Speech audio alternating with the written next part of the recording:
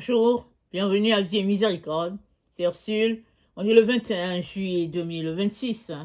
Alors je viens parler de notre intérieur qui se renouvelle. Notre texte se trouve dans 2 Corinthiens 4, le verset 16. Amen. C'est pourquoi nous ne perdons pas courage. Lors même que notre homme extérieur se détruit, notre homme intérieur se renouvelle de jour en jour. Amen. Quand bien même notre extérieur se flétrit, l'intérieur se renouvelle. Si tu as donné ta vie à Jésus, c'est ça qui t'arrive. Alors, avant de continuer, n'est-ce pas, j'aimerais savoir si Jésus-Christ habite en toi, s'il est assis sur son trône dans sa maison que tu es. Si tu ne le sais pas, alors laisse-moi te dire que une fois que tu donnes ta vie à Jésus, tu deviens l'habitat de Jésus. Jésus vient faire sa demeure en toi avec Dieu le Père par le Saint-Esprit. Et tu deviens une nouvelle créature. Les choses anciennes sont passées, voici, tout est devenu nouveau. Amen. C'est ça que la parole de Dieu dit.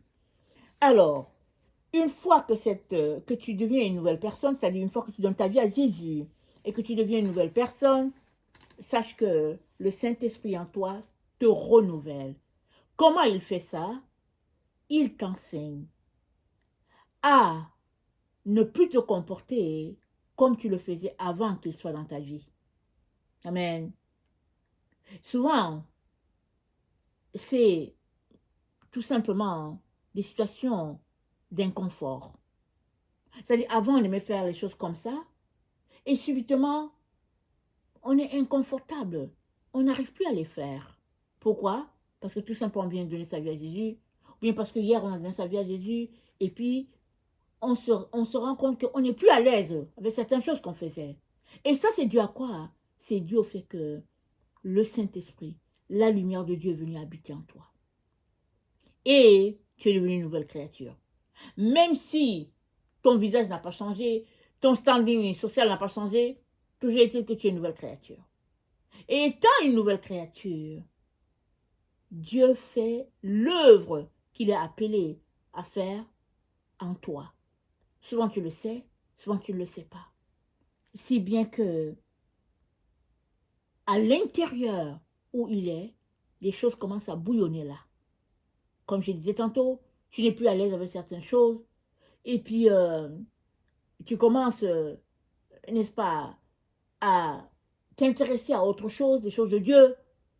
Tout ça, ça fait partie du renouvellement. Alors, si tu n'as pas encore donné ta vie à Jésus, c'est ça qui va t'arriver si tu le fais. Et on donne sa vie à Jésus comment? Tu ouvres ta bouche, tu dis au Seigneur Jésus, Seigneur, j'aimerais que tu sois mon sauveur et mon maître. Et il va venir, il le sera. Maintenant, à toi, n'est-ce pas, de t'abandonner totalement. Pas à moitié, totalement, à 100%. Et Dieu achève toujours ce qu'il commence en nous. Alors, il va achever le fait que lui-même t'a embrasé pour Dieu. Amen. Alors, notre intérêt se renouvelle, comme on l'a dit tantôt, pour ceux-là en qui Jésus-Christ vit. Et ça commence parce que Jésus-Christ est en toi, oui, mais parce que tu es entré dans la nouvelle alliance. L'ancienne alliance reposait sur la loi de Moïse et c'était un comportement extérieur. C'était œil pour œil, dent pour dent. C'était tout ce qui se passait, c'était de manière extérieure. Les gens voyaient. On ne savait pas forcément ce qui se passait dans le cœur. Mais maintenant que tu as donné ta vie à Jésus, Jésus-Christ est venu avec la nouvelle alliance. Avec Moïse, c'était l'ancienne alliance. Œil pour œil, dent pour dent, c'était la loi. Et Jésus-Christ est venu renverser cette première alliance-là, établissant la nouvelle qui est l'alliance de l'amour, parce qu'on marche sous la grâce. Amen. On demeure dans la grâce et puis on marche dans la grâce cette marche dans la grâce nous donne d'être tout simplement conduits par l'Esprit de Dieu.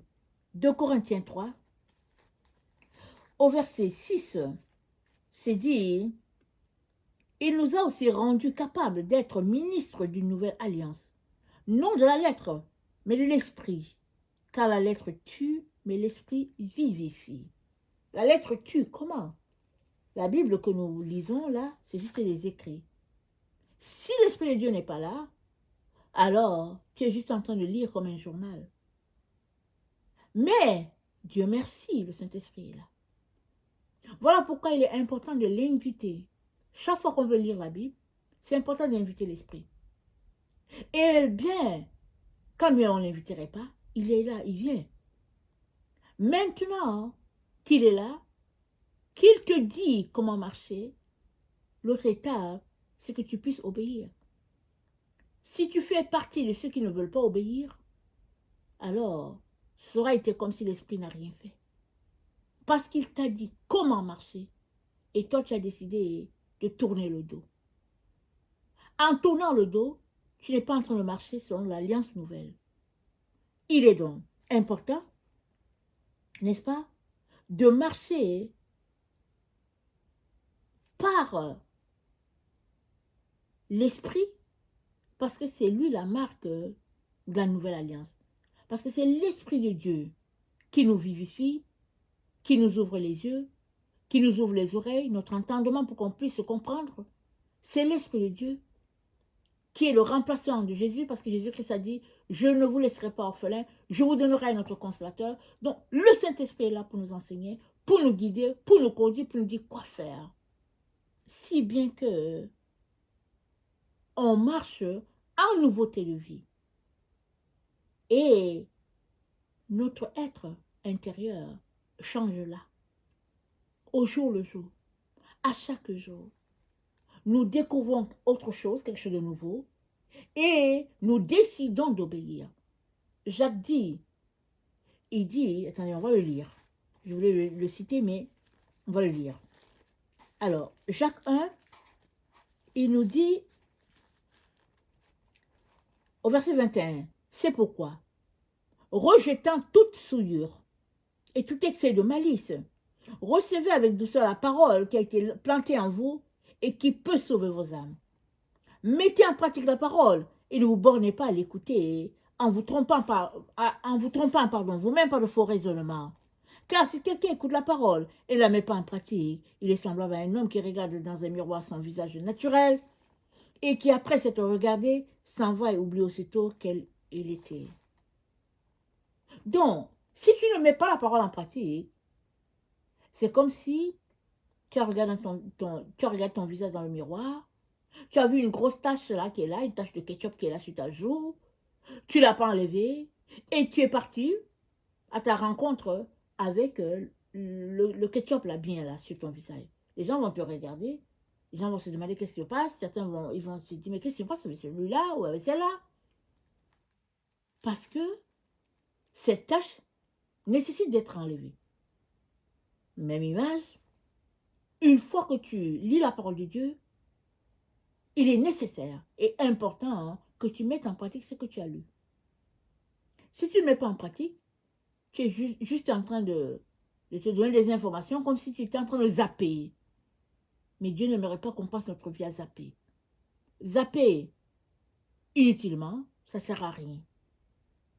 Alors, prends le temps, lis la parole, laisse-toi transformer par le Saint-Esprit et mets en pratique ce que tu as lu. Demande à Dieu de t'aider. Si tu trouves que c'est compliqué, demande-lui de t'aider. Il va t'aider à y aller par petites bouchées. Parce que ce que Dieu nous enseigne n'est pas trop lourd pour nous. Si il est le pédagogue par excellence, alors il sait exactement ce qui est bien pour toi et il va te dire comment le faire et quand le faire. Toi, aie le désir de mettre en pratique la parole. Ne joue pas à la personne désintéressée. La parole de Dieu, elle n'aura aucun effet sur toi de manière positive si tu ne la mets pas en pratique. C'est tout simplement comme si tu es en train de narguer Dieu. Si tu veux grandir, alors apprends à mettre en pratique la parole de Dieu. Laisse-toi visiter par le Saint-Esprit. Et petit à petit, par petites bouchées, Dieu t'aidera à grandir. Amen. Afin que tu entres en possession de ce qui est pour toi. C'est comme ça que ça marche dans la maison de Dieu. Amen. Alors, il est donc important que nous travaillons à notre salut avec crainte et tremblement. Ce n'est pas un travail manuel. Ça veut dire de nous efforcer d'être trouvés agréables devant Dieu. C'est ça qui est dit dans 1 Timothée. Il dit efforcez-vous. Et ce n'est pas des efforts physiques. C'est le fait de renoncer à nos envies, à nos désirs, pour laisser Dieu prendre toute la place en nous.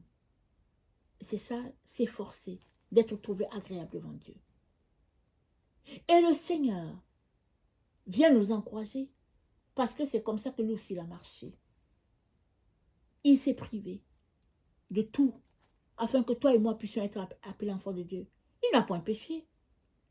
Il n'était pas obligé d'aller à la croix parce qu'il n'a pas péché. Mais parce qu'il nous a aimés et que il fallait le rachat de nos âmes, il s'est offert. Et maintenant qu'il t'a racheté, toi, marche dans ce qu'il a fait pour toi. Afin que ta délivrance soit totale et complète. Et que, à l'intérieur de toi, tout soit nouveau. Parce que si à l'intérieur c'est renouvelé, alors ça va se refléter sur l'extérieur. On va tout simplement constater ta transformation. Et ce sera l'œuvre du Saint-Esprit en toi. Rappelons-nous, la loi de Moïse, c'était l'ancienne alliance et c'était des signes extérieurs, œil pour œil, dent pour dent. C'est-à-dire, quand tu regardes la loi de Moïse, aujourd'hui, on se dit, waouh, on dirait qu'il n'y avait pas de place à l'amour physique. En tout cas, c'était compliqué. S'il y avait une faute à quelque part, il fallait à tout prix que ça soit rendu. Il fallait que celui-là qui se sent lésé puisse, n'est-ce pas, remettre à l'autre ce qu'il lui a fait. Si bien que quand on regarde avec recul, on s'est dit, mais quand est-ce qu'ils allaient arrêter de se bagarrer? Mais avec Jésus, c'est plutôt le contraire. Il a dit, si quelqu'un te tape sur la joue, donne-lui l'autre. Ça dit subis. Ça dit supporte. Et le Dieu de paix gardera ton cœur en Jésus. Les gens vont se moquer de toi, on va te traiter de poltron et puis tout ça. Pas grave. Ce n'est pas ce que les autres disent qui est important. Ce qui est important, c'est que tu puisses être transformé à la gloire de Dieu et que ton esprit puisse être renouvelé de manière à saisir ce que Dieu est en train de faire dans ta vie, de manière à ce que tu puisses entrer en possession de ton héritage. Amen. Je viens donc nous encourager à laisser tomber toutes ces choses-là qui nous distraient. Laissons le Saint-Esprit prendre toute sa place. Et l'enseignement de Jésus n'est pas pénible. Pendant que nous passons à son école, il ne veut que nous fortifier, nous renouveler, nous donner tout ce dont nous avons besoin et nous donner tout ce que Dieu a prévu pour nous. Jésus-Christ ne veut que cela. Et ça prend que tu puisses accepter de te mettre à son école. Ça prend cela. Pas ton école, pas l'école de ton église, pas l'école de ta dénomination, pas l'école de ta famille. Non, non, l'école de Jésus. Ça prend une relation un à un avec ton Seigneur, un one-on-one avec lui. Ça, c'est très important. Et le Seigneur va venir. Il va te transformer. Il va te changer à sa gloire. Amen. Que le Seigneur bénisse sa parole. Je vous aime beaucoup. Dieu davantage. Amen. Alléluia. Amen.